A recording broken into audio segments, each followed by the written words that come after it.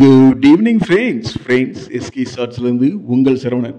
Friends, அதாவது மதுரை கோட்டத்தில் உள்ள, அதாவது தெற்கு ரயில்வேயில் செயல்பட்டு கொண்டிருக்கிறோம். மதுரை கோட்டத்தில் தொடர்ந்து அதன் கோட்ட பகுதிகளுக்கேவும் ரயில் விடாமல் வஞ்சித்து வருவதா இப்போது பேப்பர்களில் நியூஸ்கள் பரவி வருது.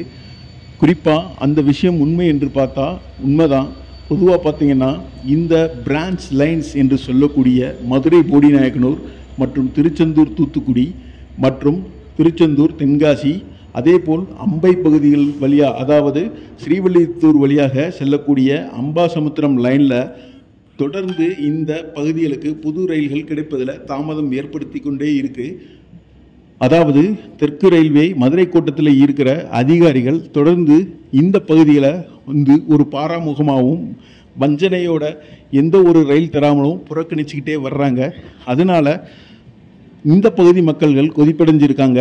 இது குறித்து தான் நம்ம இந்த நியூஸ் பேப்பர் செய்திகளை இன்றைக்கி மேற்கோள் காட்டி இந்த வீடியோ போட்டிருக்கோம்.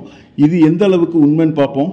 பொதுவாக இந்த ரயில்வே கோட்டங்களுக்குள்ள டிஆர்யூசிசி மெம்பர்களும் சரி, ஜெட்ஆர்யூசிசி மெம்பர்களும் சரி சந்தோஷமான நிலைமையிலே இல்லை. பொதுவாக மதுரை கோட்டத்தில் எந்த ஒரு ரெஸ்பான்ஸும் இல்லை.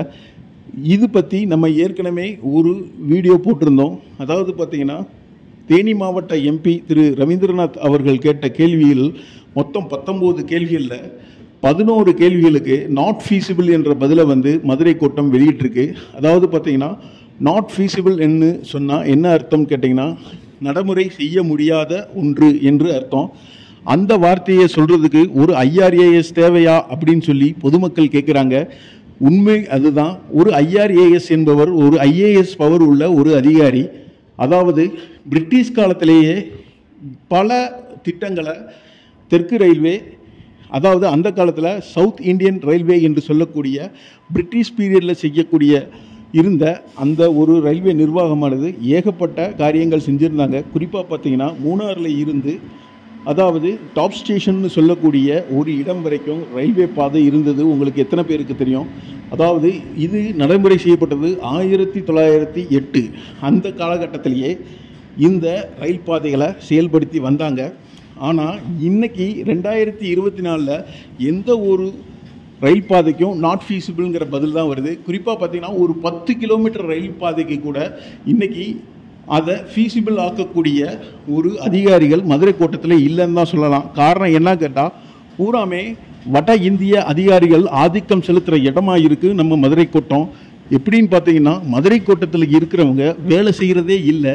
பொதுவாக பார்த்திங்கன்னா வட இந்திய அதிகாரிகள் தொடர்ந்து நமது மக்களோட உணர்வுகளை புறக்கணிச்சிக்கிட்டே இருக்காங்க. இது பற்றி நிறைய பேப்பர் நியூஸ்லையும் பார்க்குறோம், அதே மாதிரி டிவி செய்தியிலும் பார்க்குறோம். என்னதான் பொதுமக்களும் சரி, இங்கே இருக்கிற பத்திரிகையாளர்களும் சரி குமுறினாலும், அதாவது அந்த காதலியே வாங்கி கொள்ளக்கூடிய தன்மை இல்லாத ரயில்வே அதிகாரிகள், குறிப்பாக வட இந்திய ரயில்வே அதிகாரிகள் எந்த ஒரு வேலைக்கும் லாய்க்கு இல்லாத வகையில் நாட் ஃபீஸிபிள் என்று சொல்லக்கூடிய ஒரு வார்த்தையை சொல்லி தப்பிச்சிடுறாங்க. அதாவது குறிப்பாக நீங்கள் எடுத்துக்கிட்டிங்கன்னா ரயில்வேல அதிகாரிகளுக்கெல்லாம் சம்பளம் குறைஞ்சபட்சம் ஒரு 3 லட்சம் இருக்கும். அதாவது உயர் அதிகாரிகளுக்கு குறைஞ்சபட்சம் 3 லட்சம் இருக்கும். அதே மாதிரி ஒரு டிஆர்எம்ங்கிறவர் 4.5 லட்சத்துலேருந்து 5 லட்சம் வரைக்கும் சம்பளம் வாங்கக்கூடியவர்.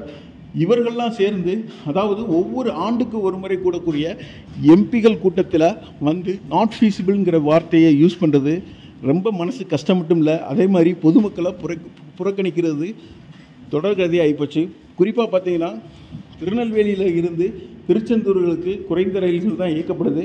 அதே மாதிரி மதுரையிலிருந்து போடிநாயக்கனூர் வரை இயக்கக்கூடிய ரயில்கள் பார்த்திங்கன்னா ரொம்ப ரொம்ப மோசம். அதாவது பார்த்திங்கன்னா ஓடுவதற்கே தகுதி இல்லாத ரயிலை காலையில் இங்கே கொண்டு நிப்பாட்டி 8 மணி நேரம் ரெஸ்ட் எடுக்க வச்சு அதை திருப்பி கொண்டு போகிறதுக்கு ஒரு ட்ரெயின் ஆப்ரேஷனுங்கிற விதத்தில் சொல்லியிருக்காங்க. அதே மாதிரி இங்கே இயங்கக்கூடிய, அதாவது ரொம்ப சக்ஸஸ்ஃபுல்லாக இயங்கக்கூடிய சென்னை ரயிலை இவங்க தினசரியாக்க தவறியிருக்காங்க. அதே மாதிரி கேலிக்கூத்தாக 4 நாள் இயக்க போகிறோம், அதுக்கு கூடுதல் ரேக் வேணும்னு கேட்டிருக்காங்க.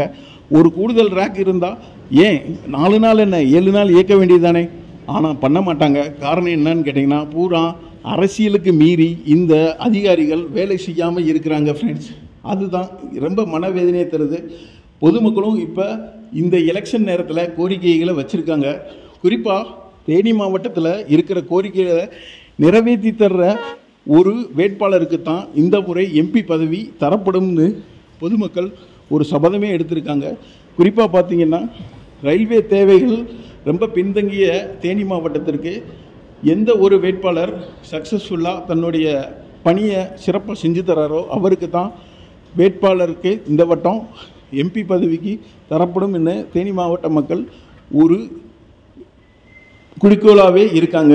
இது போக மதுரையில் இருந்து இப்போ நமக்கு ஒரு செய்தி வந்திருக்கு. எப்படின்னு கேட்டிங்கன்னா வந்தே பாரத் ரயிலானது மதுரை டிவிஷனுக்கு அங்கங்கே சுற்றி வருது. குறிப்பாக பார்த்தீங்கன்னா மானாமதுரை பகுதியில் பார்த்தீங்கன்னா இந்த வந்தே பாரத் ரயில் வந்து சுற்றிக்கிட்டு இருந்தது. அதாவது இந்த ரயில் வந்து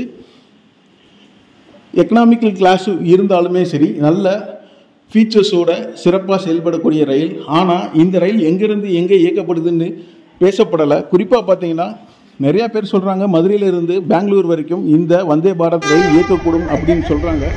ஆனால் எனக்கு நம்ம இந்த ரயில் அங்கங்கே ஒரு ட்ராக் ஷோ நடத்திக்கிட்டு இருக்கு. அதாவது பார்த்தீங்கன்னா அங்கங்கே சுற்றி வந்துக்கிட்டு இருக்கு. ஆனால் எங்கே இந்த ரயில் வந்து எலெக்ஷனுக்காக இந்த மாதிரி ஒரு ட்ராக் ஷோ நடத்துகிறாங்களோன்னு ஒரு பெரிய ஐயமும் இருக்குது. ஏன்னு பார்த்தீங்கன்னா எந்த ஒரு அறிவிப்பும் இல்லாமல் இந்த ரயிலை அங்கங்கே சுற்றி காட்டிக்கிட்டு இருக்காங்க. அநேகமாக இது எல்லா பகுதிகளுக்கும் வரக்கூடும். இது வந்து இந்த எலெக்ஷனை முன்னிட்டு இந்த ரயில் ஓடுன்னு தெரியுது. குறிப்பாக இந்த ரயில் வந்து மதுரையிலிருந்து பெங்களூருக்கு இயக்கப்பட்டால் சிறப்பாக இருக்கும். அதுக்கான அறிவிப்பு இதுவரைக்கும் வரல. இருந்தாலும் இந்த அறிவிப்பு வரும்னு எதிர்பார்க்கும். ஷேர் பண்ணுங்க, கமெண்ட் பண்ணுங்க, மறந்துடாம